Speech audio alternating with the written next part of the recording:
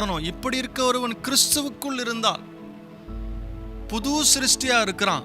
பழசெல்லாம் ஒழிஞ்சு போச்சு. எப்போ இந்த பழசெல்லாம் ஒழிஞ்சு போகும்? எப்போ நீ புது சிருஷ்டியா இருக்கிறன்றதை உணர முடியும்? இந்த ஆவிக்குரிய மனுஷன் எப்பொழுதுமே அவன் பவர்ஃபுல்லாக இருக்கிறான். உனக்குள்ள ஒரு ஆவி இருக்கிறான் பார்த்தியா, அவன் எப்பொழுதும் பவர்ஃபுல்லாக இருக்கிறான். அவனுக்குள்ள இருக்கிற அந்த அற்புதங்களை நீ எப்போ சரீரத்தின் வழியாக நீ மேனிஃபெஸ்ட் பண்ண முடியும்?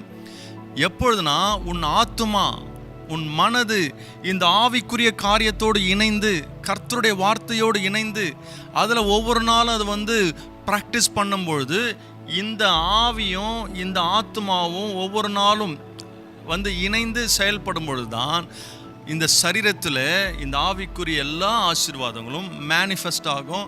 எல்லா நன்மைகளும் உன்னால் உன் சரீரத்தின் வழியாக இந்த உலகத்தில் நம்ம பார்க்க முடியும்.